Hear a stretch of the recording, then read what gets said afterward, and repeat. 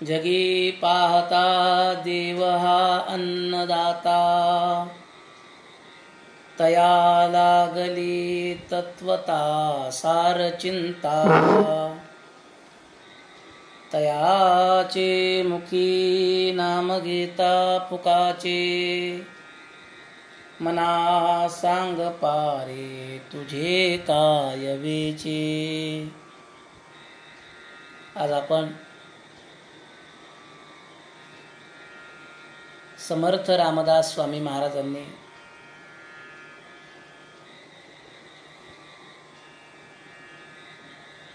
जो आपल्यासाठी मनाच्या श्लोकाच्या माध्यमातून उपदेश केलेला आहे,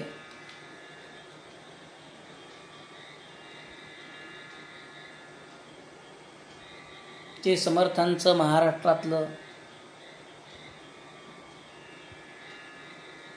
मनाचे श्लोक नावाने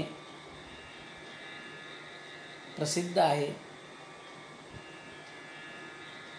त्या मनाच्या श्लोकातील काही श्लोकांचा विचार चिंतन आपण आज करणार आहोत. अनेक विद्वत प्राचुर्य पंडित युक्त बुद्धिमंतांनी विद्वानांनी समर्थांच्या या मनाच्या श्लोकावर भाष्य करून त्यावर विवेचन करून ग्रंथरूपाने महाराष्ट्रभर मनाच्या श्लोकाचा प्रसार प्रचार केलेला दिसतो.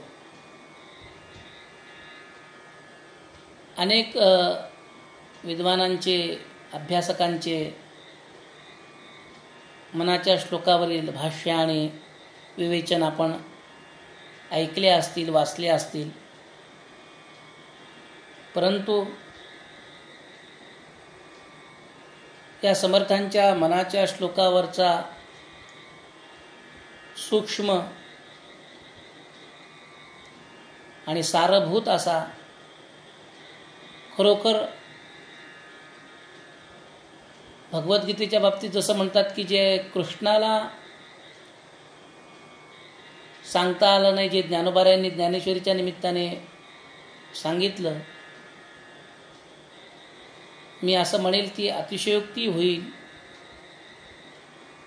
की मनाच्या श्लोकाच्या माध्यमातून समर्थांना जे सांगायचं होतं त्याच्या कितीतरी पटीनं ब्रह्मलीन स्वामी वरदानंद भारती महाराज यांनी आपल्या मनोबोध अर्थात समर्थांच्या मनाच्या श्लोकावर जी काही प्रवचनं केली, ज्याला मनोबोध हे नाव दिलं ज्या ग्रंथाला, त्यात त्यांनी अतिशय सटीक स्पष्ट समजण्यास उपयुक्त सोपं असं भाष्य करून मनाचे श्लोक समजून सांगितले. त्यातील काही मनाच्या श्लोकाचा अभ्यास त्यांच्याच ग्रंथाच्या माध्यमातून आपण करणार आहोत.